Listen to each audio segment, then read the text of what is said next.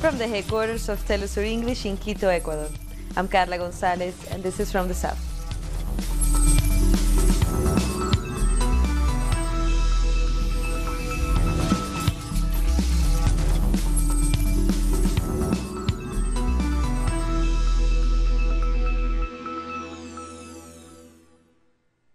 Venezuelan President Nicolás Maduro has said he's open to dialogue after the attempted coup against his government on Wednesday.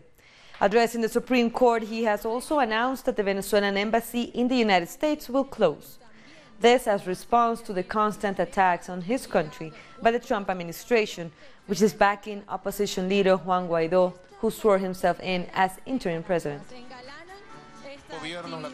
Two Latin American governments have taken an initiative that I believe must be the road. The dialogue, diplomatic relation. The government of Mexico and the government of Uruguay have proposed to create an international initiative to promote a dialogue of the parties in Venezuela to seek a negotiation, to seek an agreement of national peace. I tell the government of Mexico and Uruguay that I agree with this diplomatic agreement for national dialogue in Venezuela. I am ready for dialogue, for understanding, for negotiation, for agreement, and I have decided to return the entire diplomatic and consular personnel and close the embassy and all consulates of the United States. In response to this, the United States State Department has ordered non-essential diplomatic staff to leave Venezuela. That's according to the website for the U.S. Embassy in the country. However, the statement stressed that Washington does not intend to close its embassy in Caracas, despite Maduro's call for them to do so. They state that it's for security reasons. Meanwhile, the U.S. has requested that the UN Security Council hold an extraordinary meeting on Venezuela this Saturday. The Trump administration wants to put pressure on other nations to recognize Guaidó as Venezuela's president. It is expected the U.S. will also ask for new sanctions against President Maduro's government. A protester interrupted U.S. Secretary of State Mike Pompeo during a meeting of the Organization of American States in Washington. The protester from the NGO Code Pink accused the U.S. and its allies of supporting a coup in Venezuela while holding a banner. Pompeo was urging Latin American countries to support the opposition. The Secretary General of the OAS, Luis Almagro, and other U.S. allies are supporting the opposition. However, some member states refuse to recognize Guaidó as Venezuela's president. This session is aimed at interfering in the domestic issues of Venezuela, something that goes against this organization, its nature and principles. This room has been transformed into a center for conspiracy against the sovereign nations of Latin America and the Caribbean. On Thursday, CARICOM heads of government reaffirmed the bloc's guiding principles of non-interference and non-intervention in the affairs of the states. In an official statement, CARICOM countries said the political crisis in Venezuela has been worsened by recent events and can only be resolved through meaningful dialogue and diplomacy. Supported by other leaders as he urged. Cuba's foreign minister has called U.S. actions in Venezuela irresponsible and has rejected intervention. Foreign Minister Bruno Rodriguez sent his support to Venezuelan President Nicolás Maduro and said that U.S. behavior is violating international law. Rodriguez says those actions pose a threat to peace and stability in the entire region. And some U.S. lawmakers are breaking their silence on their government's intervention attempts. U.S. Congresswoman Ilhan Omar has said that a U.S.-backed coup in Venezuela will incite violence and destabilize the region. Congressman Ro Khanna has called U.S. actions as hypocritical. Another U.S. Congresswoman, Tulsi Gabbard, said the people of Venezuela should decide their own future. In New York, people gathered in front of the Venezuelan consulate to reject intervention attempts by the U.S. government. Chanting and holding banners, supporters of President Nicolás Maduro rallied to show their support and shouted, "Hands off of Venezuela," to U.S. President Donald Trump. When do we want it? Now!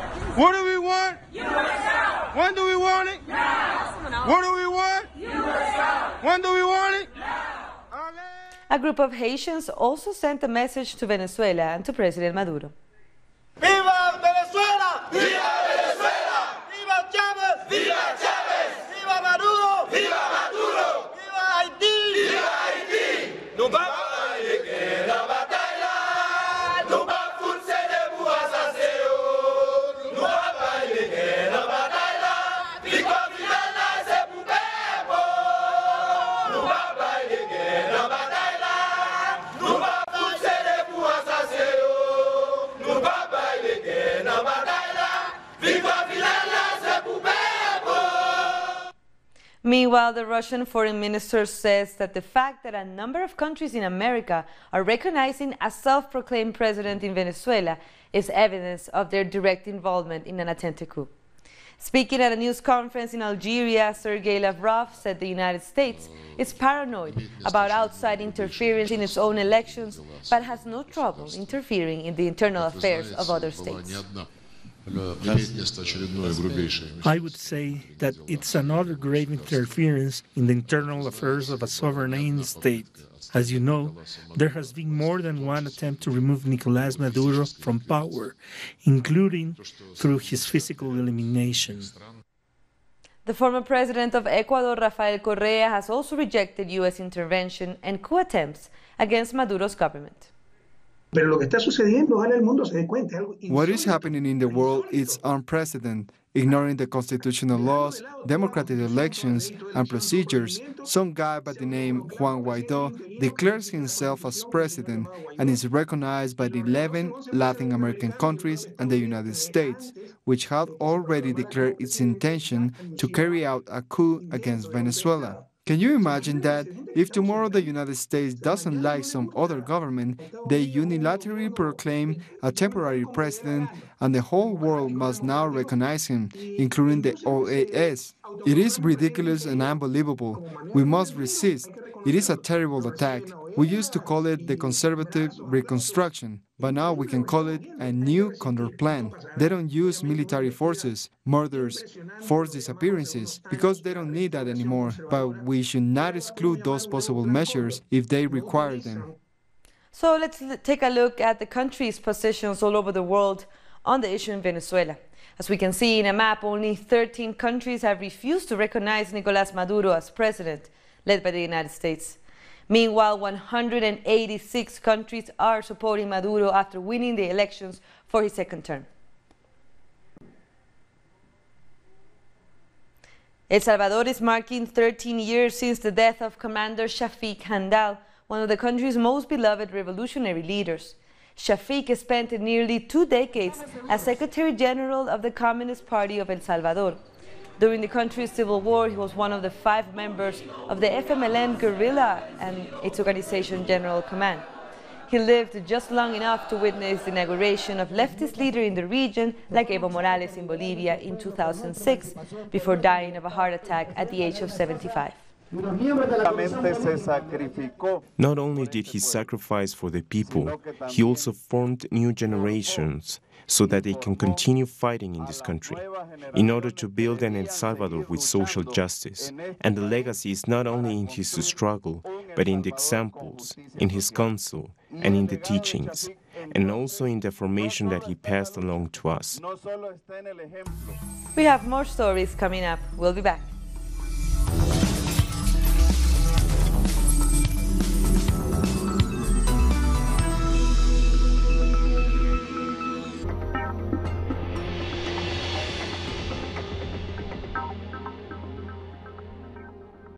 Telesur brings you special interviews with social and political personalities. Monday, from Washington. Tuesday, from Mexico. Wednesday, from Caracas. Thursday, from Quito. Friday, from Havana. Analysis about our continent's reality. Weekdays, only on Telesur.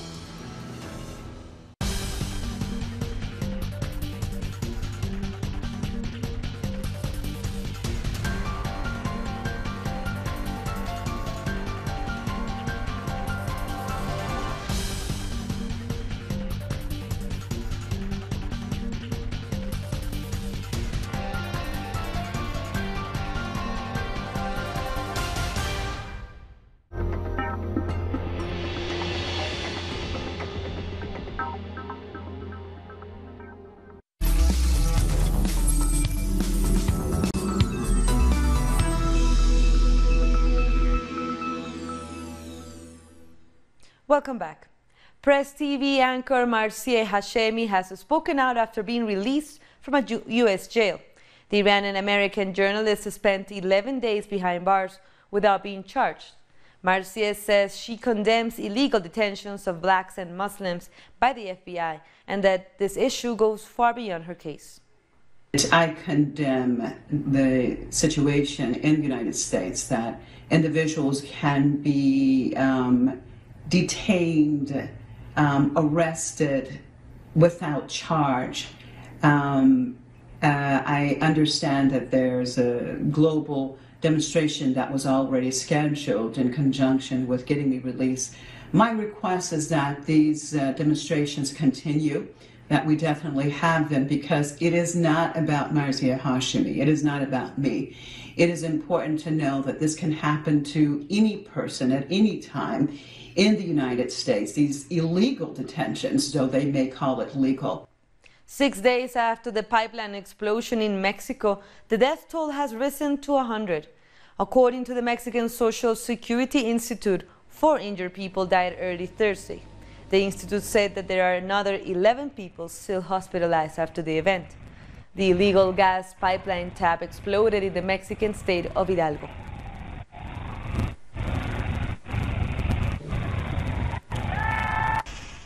Hundreds of Central American migrants have arrived in the Mexican state of Veracruz as they try to reach the U.S.-Mexican border. The group stayed at a local market temporarily while the authorities set up medical care and food supplies for them. The Mexican Interior Minister said on Wednesday that the country is extending work visas to Central American citizens, mainly from Honduras and El Salvador, so they can work in Mexico. The goal is to enter the United States, but if that's not possible, then staying on here in a state in Mexico, if asylum is given. We don't want to go back to Honduras. Some of us will stay if we are given asylum. I have a sister in Tijuana, Baja California. She told me not to go there to the US, that she'll get me a job. My objective for the moment is not to go to the border, but to stay in Coahuila State for 2 years. I want to go there and work. My objective is to work. Ecuadorian lawmakers have voted against the presidential veto of the reforms made to the communications law. The commission analyzing the law decided to ratify their support for Article 98 that promotes the audiovisual industry. Outside of the National Assembly, members of the audiovisual industry rejected the presidential veto, saying it harms the local production. The presidential veto didn't meet our expectations whatsoever. It's unconstitutional and outrageous. It marks a huge setback to the rights of film and audiovisual workers. The Caribbean has put out an alert for dengue fever. Countries across the region are launching public awareness campaigns to help prevent a major outbreak in the tourism-dependent islands. More in this report from our correspondent, Alison Kentish. Health officials in St. Lucia are leaving nothing to chance after CARFA urged the Caribbean region to prepare for the possibility of a severe outbreak of dengue. Dengue is a flu-like illness with symptoms that include fever, joint pains, and headaches. It is spread by the Aedes aegypti mosquito, and the best defense against the virus is to destroy the mosquito's breeding sites. St. Lucia recorded a slight increase in dengue cases towards the end of 2018, but the country's national epidemiologist says this was in keeping with annual trends, as the virus is seasonal and often coincides with the rainy season. She says, however, that an out-of-season outbreak is possible. With the changes, climate change, it would not be out of character to see cases or increases in cases at periods outside of this traditional timing. This is largely due to the fact that when it rains, water collects in any receptacle, which, however small, that persons may have in their yards. Simple things such as bottle covers, water can collect in that, facilitating breeding of the mosquito. The last major outbreak of dengue in the Caribbean was in 2009. CARFA has called on health ministries across the Caribbean to increase health promotion and ensure communities have access to information about eliminating mosquito breeding sites. And it seems as though citizens are taking the regional health agency's alerts seriously. One ought to approach it as a mosquito problem. So we're talking about preparing for the onslaught of turning receptacles that may hold water, not only around on the periphery of our boundaries or our space, but obviously if we clean our yard and our next door neighbor's yard is unclean and has receptacles which can hold water, then we have a problem. It is actually a nationwide problem. Well, what we have to do is to keep our surroundings clean and then take care of ourselves, and then the mosquitoes will have to give us a break. The Caribbean Public Health Agency has recommended a two-pronged approach to tackling the mosquito problem in the region.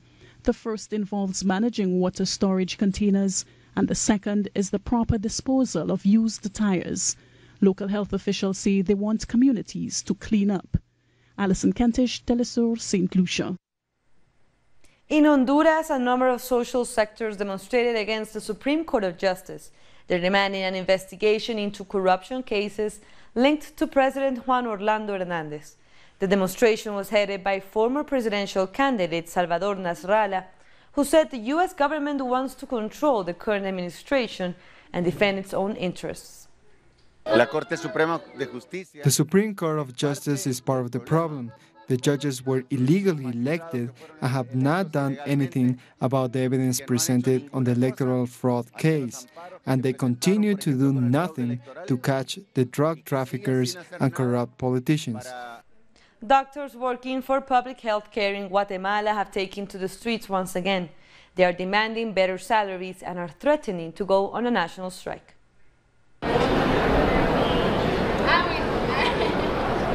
They protested in front of the Congress in the capital of Guatemala. Hundreds of doctors from the public health demanded a salary increase, which was approved in the 2019 state budget. But the government says it won't be able to pay it by the end of January.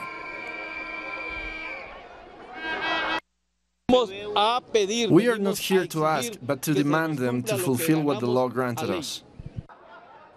Despite the $77 million that the government already assigned to increase the public doctors' salaries, the health ministry said that they will run a national evaluation on the performance of each one of the public health workers before giving them a raise. The doctors say that it is unacceptable. Most of the workers still earn $520 a month.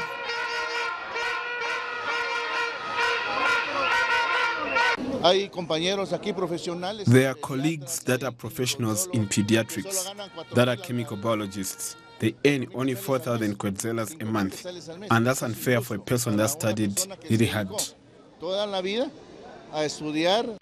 Traditionally, the Guatemalan governments have always abandoned the public health system. It only counted 6,400 doctors in a country with a population of over 15 million people and with serious health problems. These problems are only treated by 2 big hospitals in the capital, which give free service to the people. For Latin American standards, we are the worst paid health workers. We've had precarious conditions, but in spite of this, we are giving a quality service to the people. The doctors say they will wait until the end of January for the increase to be effective. If not, they will take to the streets again and begin a general strike.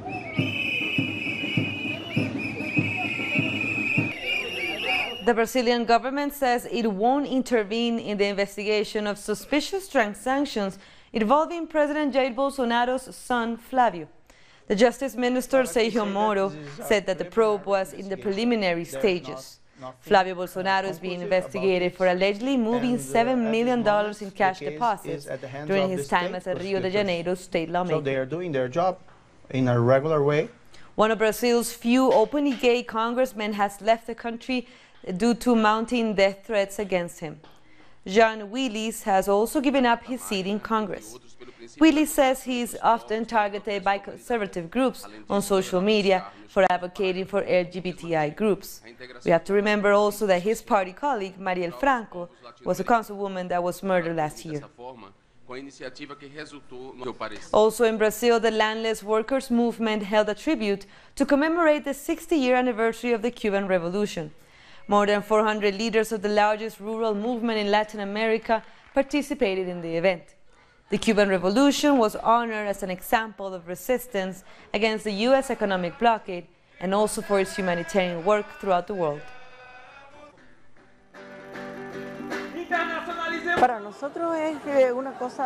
For us, it is a very important event because we want to show solidarity with all Latin America. The landless workers movement has always been supporting the government of Cuba because it has always helped the poorest people of Brazil. That, for us, has an extraordinary value. This workers' movement fights for equality and social justice in this country. We learned so much from the socialist and humanist values of the Cuban Revolution, and we recognize the legacy of the Cuban Revolution. The main inspiration of the MST is its international struggle. We carried out this tribute focused in proletarian internationalism for our current and future struggles. Every January, Bolivians buy miniature items that they wish the gods would grant them as part of the annual festival of Alacitas. The square in front of the San Francisco Basilica in the capital, La Paz, is bursting with people who bring a tiny version of goods to be blessed by the priest. They are also presented to the indigenous Aymara god of abundance, Ekeko, to turn their desires for the new year into reality.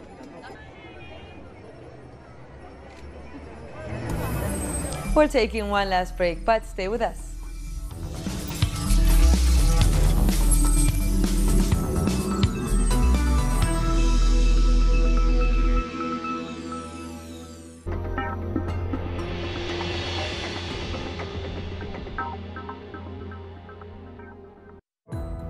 Our actions have an impact on the environment. It's our responsibility to change for the sake of our planet. Let's be part of this transition. Watch, preserve, and protect your Earth. Green Zone. Wednesdays, only on Telesur.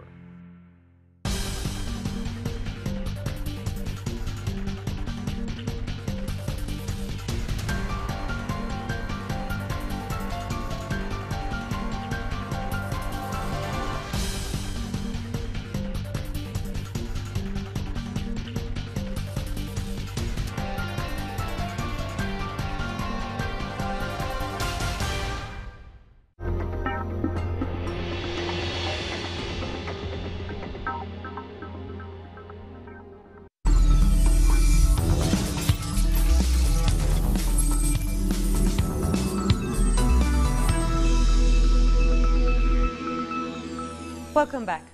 Flash floods and landslides have been blamed for the death of 30 people in the Indonesian island of Sulawesi. Rescue workers are still searching for dozens who remain missing. More than 3,000 people have been evacuated since heavy rains started hitting the country on Tuesday. The floods have damaged houses, schools, and bridges.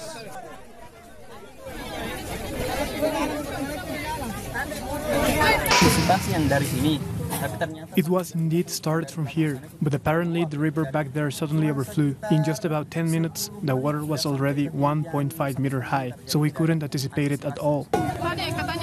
They are starving there. Kids are asking for milk and food. It is hard to get there. People in the Democratic Republic of Congo are celebrating the first peaceful transfer of power to an opposition party, as a new president has been sworn in.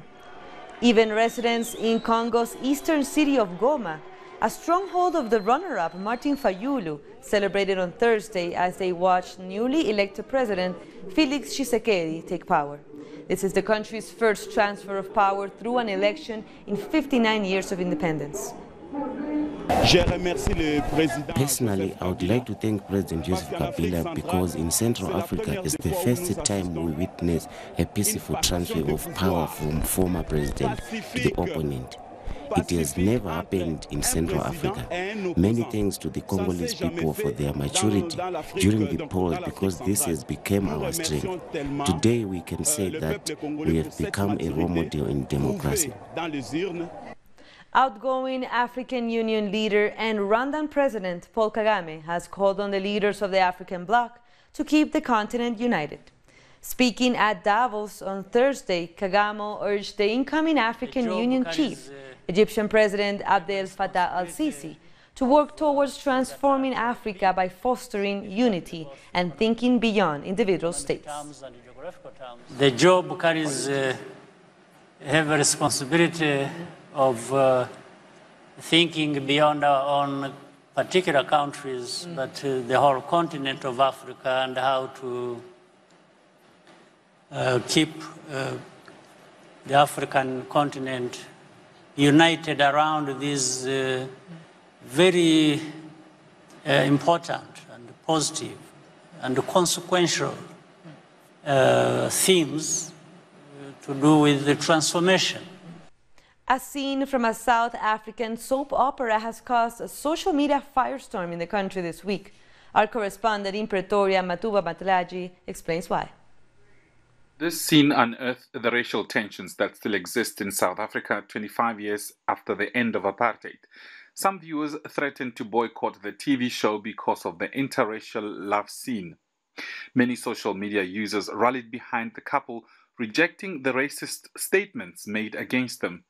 Even some influential people in South Africa's media industry took to social media. Even if we can try and forget the apartheid era, that monster did a huge damage to our society, the damage that will live with us till at the end. Well, unless maybe a miracle happens where the memories of segregation and apartheid is miraculously wiped out of our heads. I find it pretty sad that that people have caused such an outrage over an interracial kiss on local television.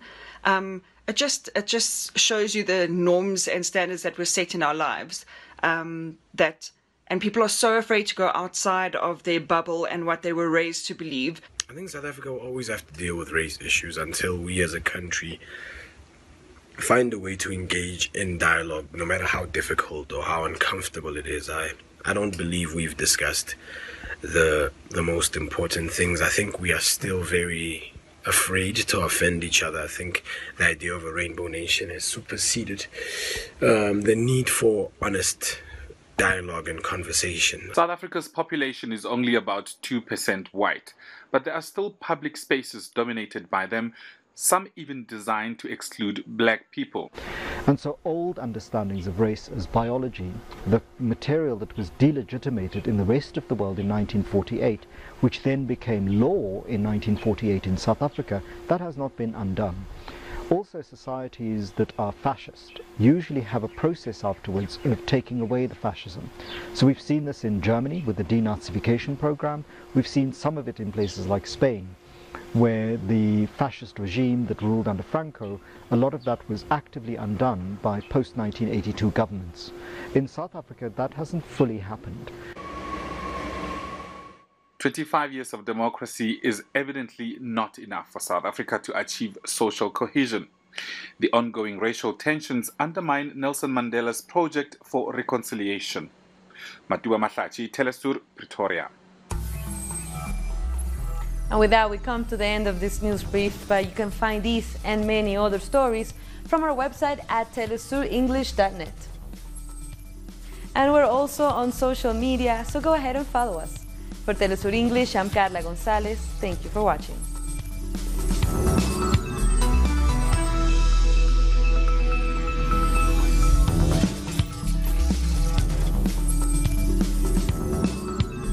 The Pakistani journal